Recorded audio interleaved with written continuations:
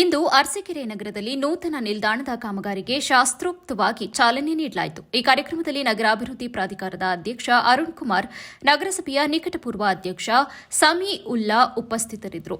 Guarantee ಯೋಜನೆ ತಾಲೂಕು ಅಧ್ಯಕ್ಷ ಧರ್ಮಶೇಖರ್, KPCC Mohan Kumar, ಪ್ರಾಧಿಕಾರ ಸದಸ್ಯ ಶಶಿಧರ್ ಸೇರಿದಂತೆ ಹಲವು ಗಣ್ಯರು ಕಾರ್ಯಕ್ರಮದಲ್ಲಿ ಭಾಗವಹಿಸಿದರು. ನಗರಸಭೆಯ ನಿಕಟಪೂರ್ವ ಸದಸ್ಯರು, ನಾಮನಿರ್ದೇಶಿತ ಸದಸ್ಯರು, ಗುತ್ತಿಗೆದಾರರು ಹಾಗೂ ಕಾಂಗ್ರೆಸ್ ಪಕ್ಷದ ಮುಖಂಡರು ಮತ್ತು ಕಾರ್ಯಕರ್ತರು ಸಹ ಹಾಜರಿದ್ದರು. ನೂತನ ನಿಲ್ದಾಣ ಕಾಮಗಾರಿ ಪೂರ್ಣಗೊಂಡ ಬಳಿಕ ನಗರ ಅಭಿವೃದ್ಧಿಗೆ ಮತ್ತಷ್ಟು ವೇಗ ಸಿಗಲಿದೆ ಎಂಬ ವಿಶ್ವಾಸವನ್ನು ಈ ವೇಳೆ ವ್ಯಕ್ತಪಡಿಸಲಾಯಿತು. ಅರಸೀಕೆರೆ ತಾಲೂಕಿಗೆ ಒಂದು MLC ಕೊಡಿ, ಒಪ್ಕೊಂಡು ಇಲ್ಲ ಯಾರೂ ಆಗಿಲ್ಲ ಸ್ವತಂತ್ರ ಭಾರತದಲ್ಲಿ ಒಂದು MLC ಕೊಡೋಣ, ಈ ಸಾರಿ ಲೋಕಲ್ ಬಾಡಿ ಸೀಟ್ನ ನಮಗೆ ಕೊಡಿ, ನಾವು ಗೆದ್ಕತೀವಿ, ಕೊಡ್ತೀವಿ ಅಂತ ಹೇಳಿ ಕೊಡ್ಲಿ. ಬಹಿರಂಗ ಸಭೆನಲ್ಲಿ ಹೇಳಿ ಬಂದಲ್ಲ, ಇದನ್ನು ಕದ್ದು ಮುಚ್ಚಿ ಹೋಯ್ತೀನಿ ನಾನು. ಈ ಸಾರಿ ನಿಮ್ಗೆ ಓಟ್ ಹಾಕಿಸ್ತೀನಿ, ನಿಮ್ಮ ಮೊಮ್ಮಗನ್ನೇ ಗೆಲ್ಲಿಸ್ತೀನಿ, ಆದ್ರೆ ಮುಂದೆ ನಾನು ನಿಮ್ಮ ಪಕ್ಷದಲ್ಲಿ ನಿಲ್ಲಲ್ಲ ಅಂತ ಹೇಳಿ ಕಡಾಖಂಡಿತ ಬಂದಿದ್ದೀನಲ್ಲ. ಅದಕ್ಕೆ ಚೂರಿ ಚಾಕು ಇದು ಯಾರಿಗೆ? ಬಿಜೆಪಿ ಹಾಕ್ಬೇಕು ಈ ಚೂರಿ ಚಾಕು. ಈ ಚೂರಿ ಚಾಕು ಯಾಕೆ? ಯಾರು ಈ ದೇಶದಲ್ಲಿ ಪಕ್ಷಾಂತರ ಮಾಡೇ ಅಲ್ವಾ? ಸಿದ್ದರಾಮಣ್ಣವರು ಅವತ್ತುವರೆಗೆ ಬರದೇ ಇರುತ್ತೆ. 2 ಸಾರಿ ಮುಖ್ಯಮಂತ್ರಿ, 2 ಸಾರಿ ವಿರೋಧ ಪಕ್ಷದ ನಾಯಕರು, 20 ವರ್ಷಗಳ ಕಾಲ ಸುದೀರ್ಘ ರಾಜಕಾರಣ ಮಾಡಕ್ಕಾಗ್ತ. ಇವ್ರು ಯಾರನ್ನು ಮಾಡಿರು, ಆಮೇಲೆ ಯಾರನ್ನು ಮಾಡಿರು, ಇವ್ರನ್ನ ಮಾಡ್ಕೊತ.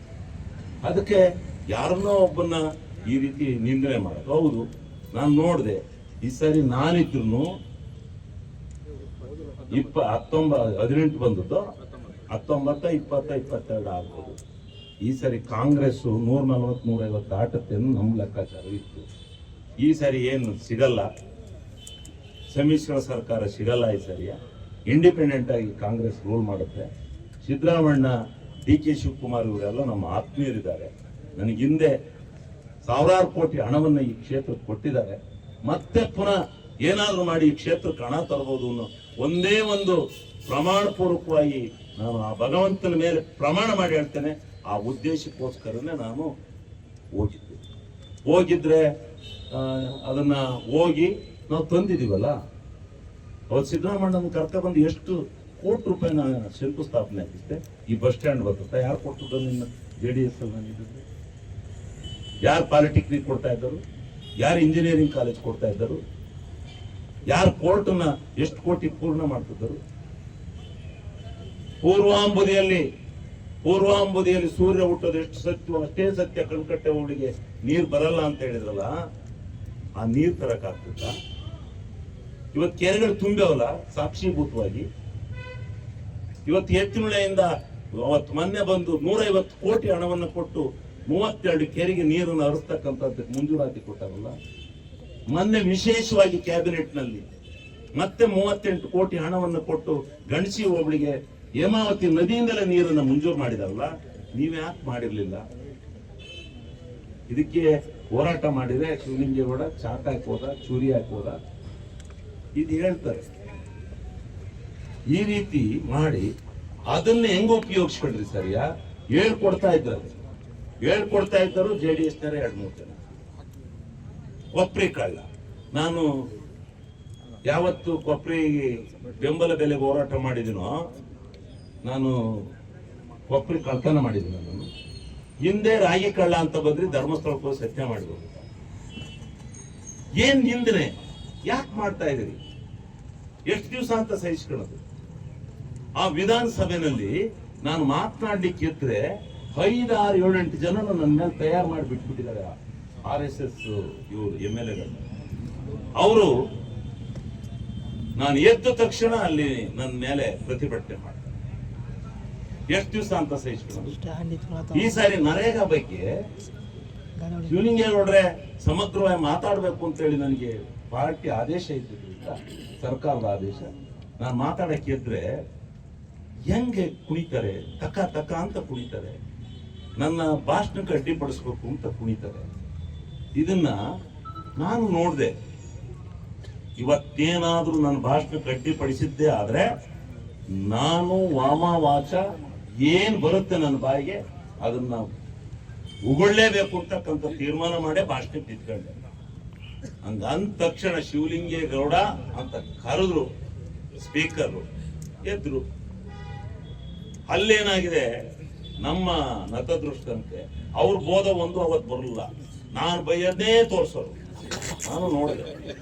ಆಮೇಲೆ ಅದು ಯಾರೋ ಪಾಪ ಒಟ್ಟೂರ್ದೇನೋ ಆಯ್ತಾ ಅವ್ರು ಕುಣಿತಾ ಇದ್ದದ್ದು, ಕಳ್ಳ ಅಂದದ್ದು, ಕೊಪ್ಪರಿ ಕಳ್ಳ ಅಂದದ್ದು, ರಾಗಿ ಕಳ್ಳ ಅಂದದ್ದು. ಇವರು ಅವ್ರ ಹತ್ರ ನಾವು ಬೈಸ್ಕೊಂಡು ನಾವು ಹಂಗಾರೆ ಏನು ಬೈಬಾರ್ದ? ನಾನೇನ್ ಬೈದಿದ್ದೀನಿ? ನಮ್ಮ ಹಳ್ಳಿ ಕಡೆ ಹಿಂಗ ಆಡಿದ್ರೆ ಕೋಚ್ಗಳು ಆಡಿದಂಗೆ ಆಡ್ತಾರೆ ಅಂತ ಕಣಯ್ಯ ಅಂತ ಹೇಳಿದೀನಿ. ಇನ್ನೇ ನೀವು ಕೋಚಿ ಕಡಿಯಲ್ವಾ ಹಂಗ್ ಕುಣಿಯರು ವಿಧಾನಸಭೆಯಲ್ಲಿ? ಧರಣಿ ಸತ್ಯಾಗ್ರಹ ಅಂದ್ರೆ ಏನು?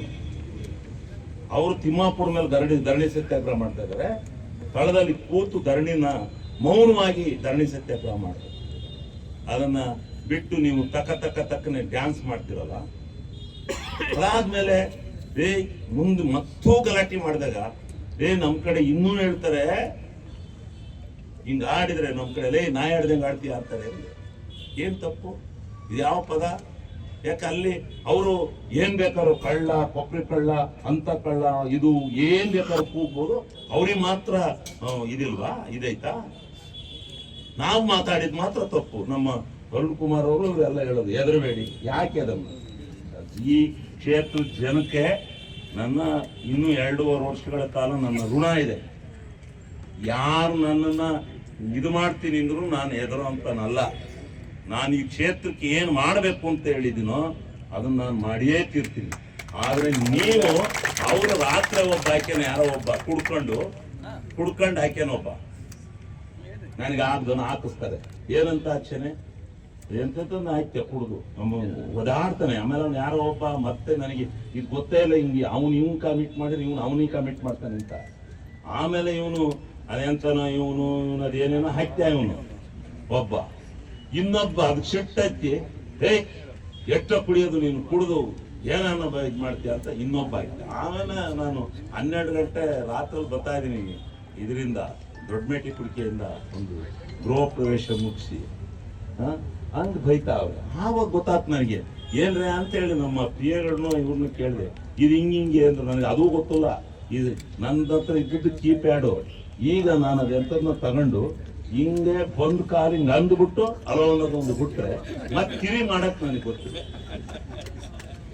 ಇಲ್ಲೇನ ಎದ್ದು ಕೂತಿದ್ದೆ. ಆಮೇಲೆ ನಾನು ನೆನ್ನೆಲ್ಲ ವಿಚಾರಣೆ ಮಾಡಿದಾಗ ಹೇಳ್ತಾರೆ ಅವರು, ಇದು ಫೇಸ್ಬುಕ್ ಅದೆಂತದ ಗ್ರಾಮು, ಅದು ಗ್ರಾಮು, ಇದು ಗ್ರಾಮು ಅಂತ ಆಗ ಹೇಳಿರು.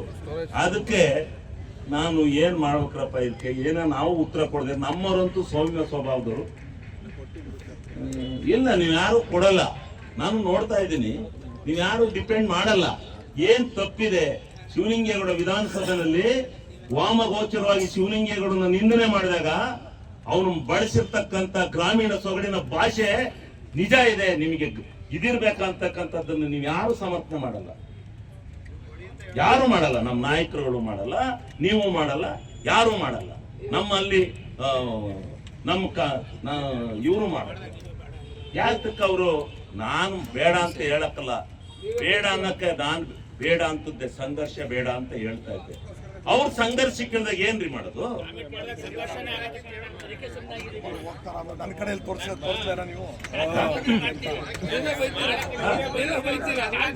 ನಾನು ಇಲ್ಲ ಇನ್ನು ಮುಂದೆ ಬೈಯಲ್ಲ, ಇನ್ನ ಬೈಯಲ್ಲ. ಈ ಸಂಘರ್ಷ ಇದು ಜನತೆಗೆ ಇಷ್ಟೊಂದು ಈ ರೀತಿ ಎಲ್ಲ ಉಪಯೋಗಿಸ್ತಾರೆ ಅಂತ ನಮಗೆ ಗೊತ್ತಿಲ್ಲ. ನಾನು ಏನ್ ಹೇಳಿದ್ದೀನಿ, ಅವ್ರು ಯಾರಿಲ್ಲ, ಎಲ್ಲಾರು ಒಳ್ಳೆಯರಿದ್ದಾರೆ. ಒಂದ್ 4-5 ಜನ ಬಿಟ್ಟಿದ್ದಾರೆ. ಅವರು 4-5 ಜನ ಬಿಟ್ಟಿದ್ದಾರೆ. ಅವ್ರಿಗೇನು ಅವ್ವ ಅಪ್ಪ ಯಾಕೆ ಬೇಕು? ಇದೆಲ್ಲ ಇದೆ. ಆದ್ರಿಂದ ನಾನು ನಿಮ್ಮ ಗೌರವನ, ಆತ್ಮಸಾಕ್ಷಿನ ಕಳಿಲಿಕ್ಕೆ ನಾನು ತಯಾರಾಗಿಲ್ಲ.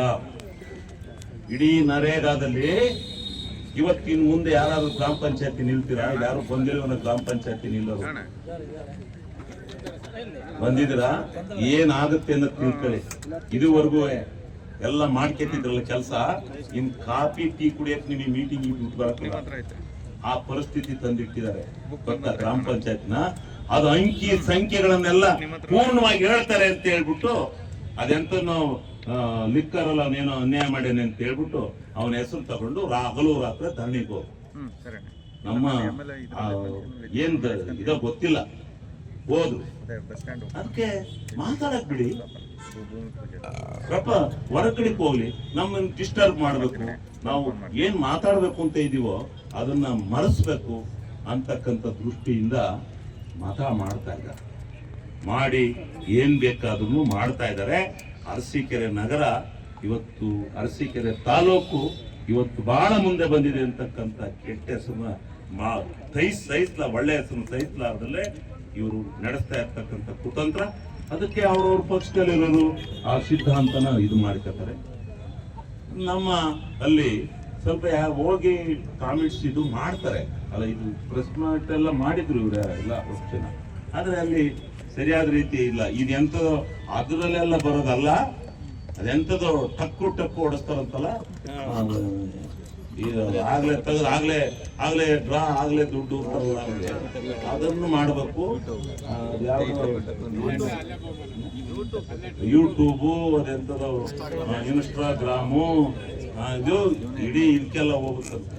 ಹಂಗೆ ನೀವು ಮಾಡಿದ್ರೆ ಒಳ್ಳೆ ರೀತಿಯಲ್ಲೇ ಮಾಡಿ, ಅವರಷ್ಟು ಕೆಟ್ಟ ಪದಗಳು ಉಪಯೋಗಿಸೋದು ಬೇಡ, ಅವೆಲ್ಲ ಬೇಡ. ಸತ್ಯತೆನೇ ಹೇಳಿ. ಸತ್ಯ ಬಾಕಿರೋ 20 ಜನ ಹಾಕಿರೋ ಅವ್ರೆ ಮುಂದೆ ಬಿಡ್ತಾರೆ. ನೀವು ಮೌನ ಇದು ಮಾಡ್ಬಿಟ್ರೆ ಏನ್ ಮಾಡ್ಬೇಕು? ನಾನೊಬ್ಬ ಏನ್ ನಾನು ಮಾತಾಡಿರೋದು ಏನಿದೆ ತಪ್ಪು? ನೀವು ಎಲ್ಲರೂ ನೀವು ಹಂಗೆ ಮಾತಾಡಬಾರ್ದಾಯ್ತು ಅಂತ ಹೇಳಿ ಅವ್ರು ಅವ್ವ ಅಪ್ಪ ಪಪ್ರಿ ಕಳ್ಳ ಅಂತ ಕಳ್ಳ ಇಂಥ ಕಳ್ಳ ಅಂತ ಬಯಸ್ಕೊಂಡು ನಾನು ಇಲ್ಲಪ್ಪ ನಿಮಗೆ ಮುತ್ತು ಕೊಡ್ತೀನಿ, ನಾನು ಬೈಬೇಡಿ ಕಳ್ರಪ್ಪ ಅಂತ ಹೋಗ್ಬೇಕಾಯ್ತು. ಅವ್ರ ನೀವು ಮುತ್ತು ಕೊಡ್ತೀನಿ ಅಂತ ಹೇಳ್ಬೇಕಾಯ್ತಾ? ಬರುತ್ತೆ, ಮನುಷ್ಯನ ಸಹಜ ಗುಣ ಅದು. ಸಿಟ್ಟು ಅನ್ನೋದು ಎಲ್ಲರಿಗೂ ಬರುತ್ತೆ. ಎಷ್ಟು ದಿವಸ ತಡ್ಕೋತಾರೆ? ನೀವೇ ನೋಡಿದಿಲ್ಲ ವಿಧಾನಸಭೆಯಲ್ಲಿ ನಾನು ಮಾತಾಡಕ್ಕೆ ಹೇಳ್ತಿದ್ದಂಗೆ ಅವ್ರು ಹೆಂಗೆ ಎದ್ದಿತ್ಕೊಳ್ಳೋ ಅಂತ ಎಲ್ಲ ನೋಡಿದ್ರೆ ಅಷ್ಟೇನ? ಬಹಳ ಜನ ನೋಡಿದಿರಲ್ಲ.